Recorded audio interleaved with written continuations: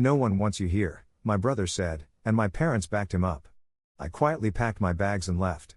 This morning, I woke up to 12 missed calls. Ever feel like you're just there, like you're present but invisible to everyone around you? That's kind of how it always was with my family. I wasn't the star kid, definitely not the one causing trouble, but more like the filler episode, doing what was needed but never quite standing out.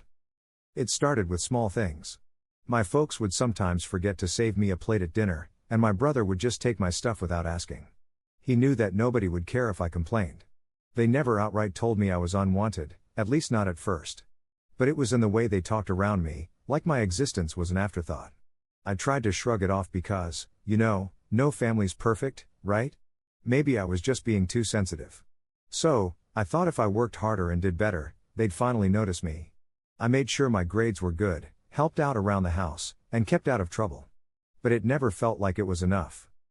Meanwhile, my brother could do whatever he wanted. Talk back? No problem. Skip chores? Who cares?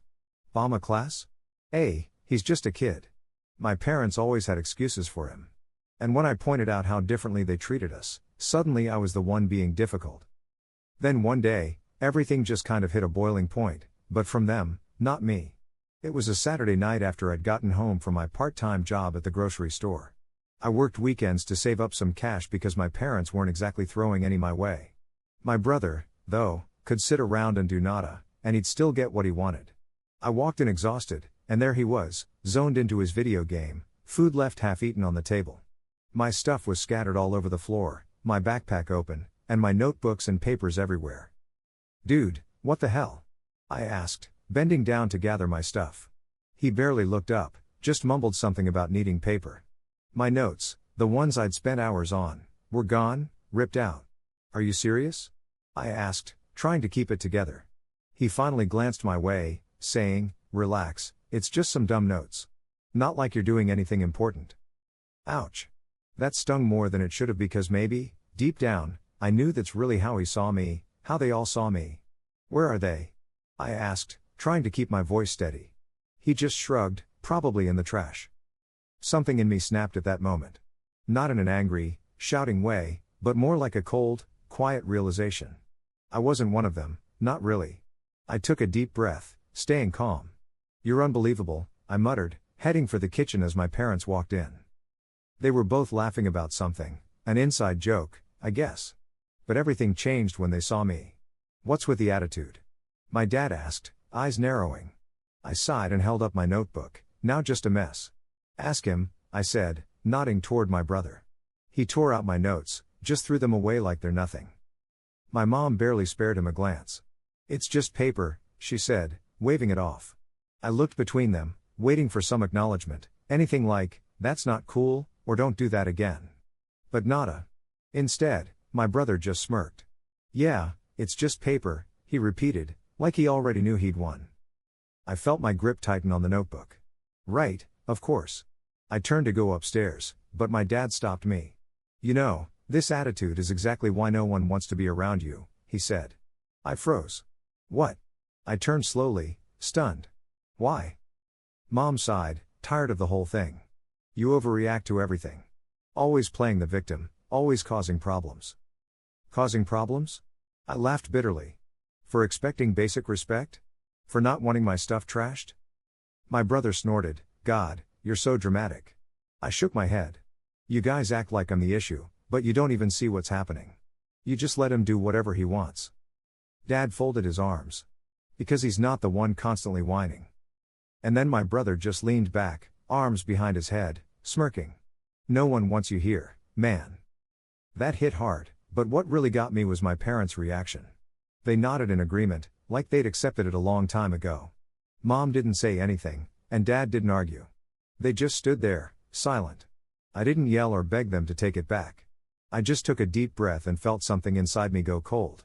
"Okay," I said simply and headed upstairs. So, I packed up my stuff and left, but that was just the beginning. The next morning, my phone was blowing up with calls, 12 missed ones, to be exact. That's when I knew taking off was the best move I'd made. I didn't pick up right away. I just watched as the notifications kept coming in, my brother, my dad, even my mom. For a family that didn't seem to care, They sure were trying hard to reach me now. I let it ring. I wasn't in any rush. After I left last night, I didn't even have a plan. I just tossed my things into a duffel bag and walked out, feeling totally numb. I crashed at a buddy's place, someone who actually cared about me. He didn't pry, didn't push, just handed me a blanket and said, "Stay as long as you need." It was more kindness than my own family had shown me in years.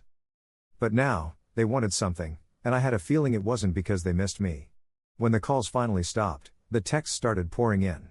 Just as I thought, Mom texted saying I was being immature and should come back. Dad's message said I was acting like a child. I rolled my eyes. Yeah, I left and clearly, they weren't sorry about it. Then, a new message popped up that changed everything. Mom texted, "Come home now. We have a problem." I stared at my phone, feeling my heart race. A problem? I thought about ignoring it, but curiosity got the better of me. I finally texted back, "What happened?" Her reply came almost immediately, "Your brother screwed up bad." That's when it hit me, they didn't miss me, they needed me. And that, well, that gave me an idea. I leaned back on the couch, just staring at my phone. Now they needed me? Interesting. I wasn't in a hurry to respond, I let them sweat it out a bit. If my brother really screwed up, it must be bad enough for my parents, who never had my back, to finally reach out. After about 10 minutes of silence, the messages started again. Dad texted, saying they didn't have time for my attitude. Mom said, "Please, this is serious." Serious? That almost made me laugh. When my problems were serious, they just told me to get over it. But now that my brother was in trouble, suddenly it's urgent.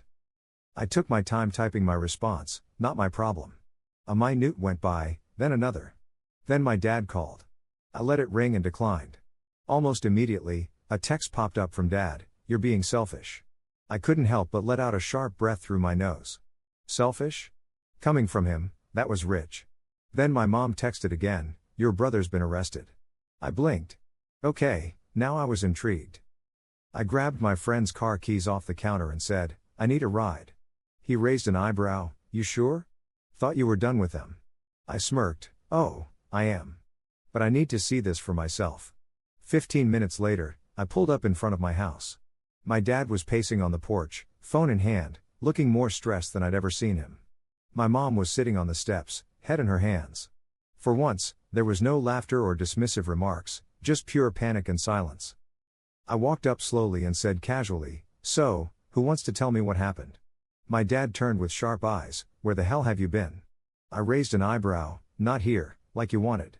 He clenched his jaw, but before he could say anything, my mom spoke up, her voice shaking, "It's your brother. He stole something from the wrong people." I frowned, "The wrong people?" Dad ran a hand over his face, "Some guys at that arcade he hangs out at.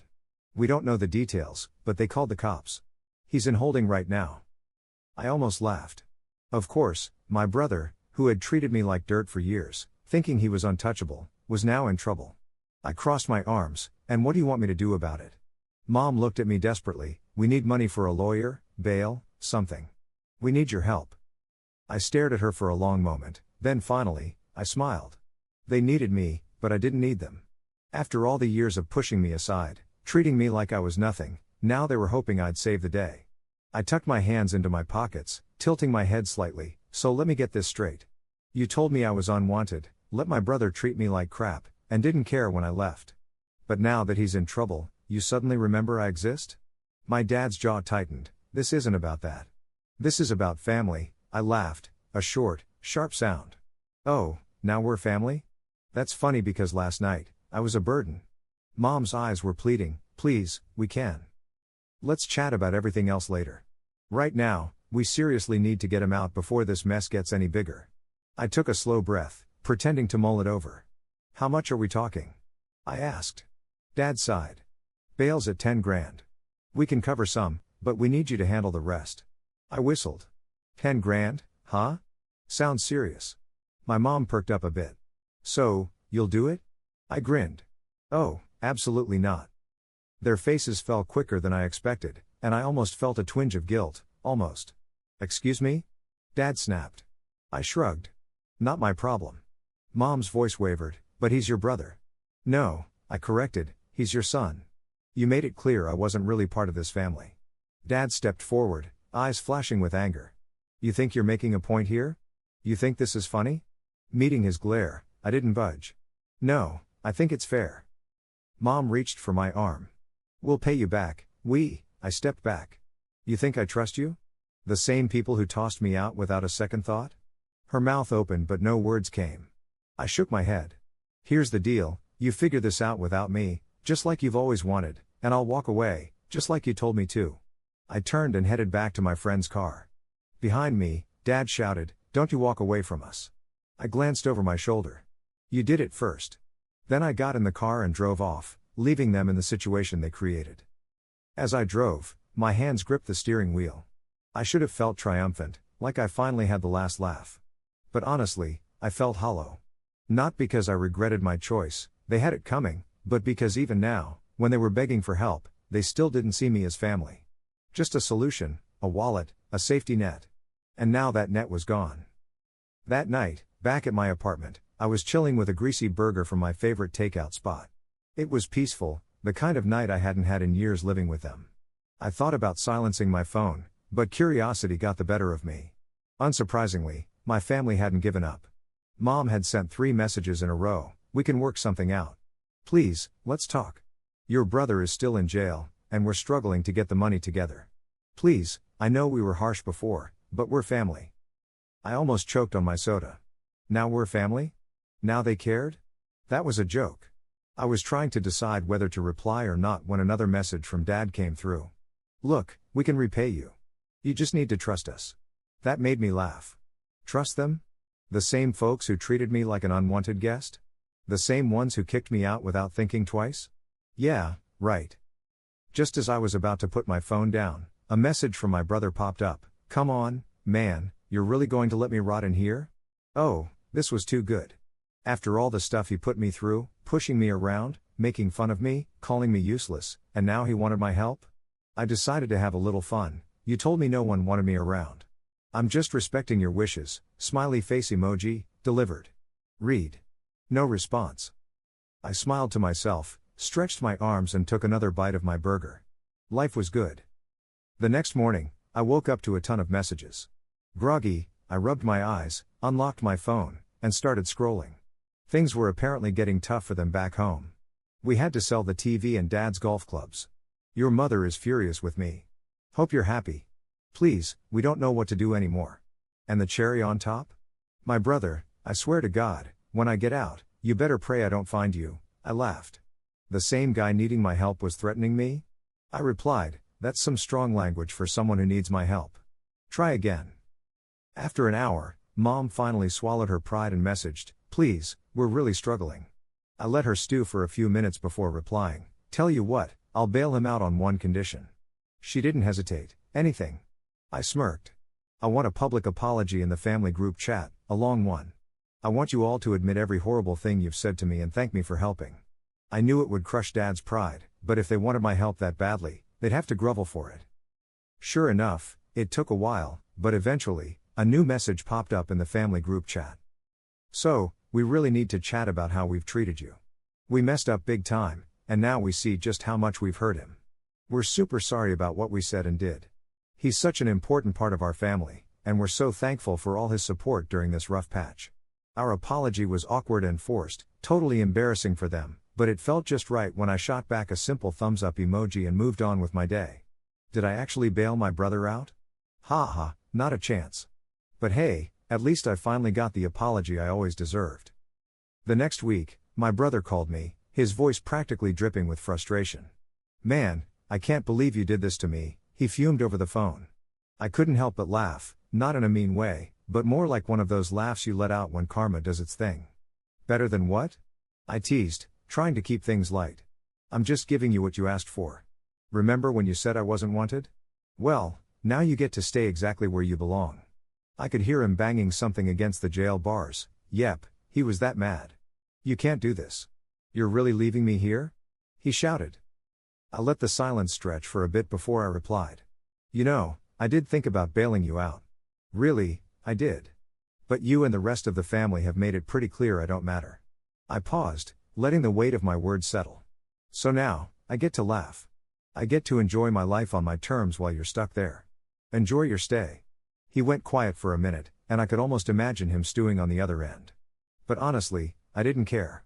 After years of feeling like an afterthought, like I was just some invisible shadow, this was my moment. When I hung up, I felt this huge wave of relief. I wasn't angry anymore. The resentment I used to carry around just kind of disappeared. My brother stayed in jail, and they tried everything to get him out, but the charges were serious enough that there wasn't anything they could do. They begged and pleaded, but it turned out they needed me way more than I'd ever need them. As for me, I walked away with my head held high, knowing I'd finally claimed my power back. I didn't have to do anything to make their lives difficult, they did that all on their own. I just kicked back, enjoyed my peace, and knew they'd never see me the same way again. Every time I looked at my phone and saw how desperate they'd become, I couldn't help but smile. It wasn't just about money, it was about the sweet, sweet taste of revenge. And for the first time in ages, I was truly living for myself. Honestly, this whole thing turned out to be pretty satisfying. The guy got treated like dirt by his family, but the way he turned the tables and didn't help his brother out was just genius. It's like the perfect revenge, and he didn't even have to pull any wild stunts, just let them face the music. What do you think? Was it the right move, or did he go a bit too far? Would you have helped, or was this payback totally deserved? Let me know your thoughts.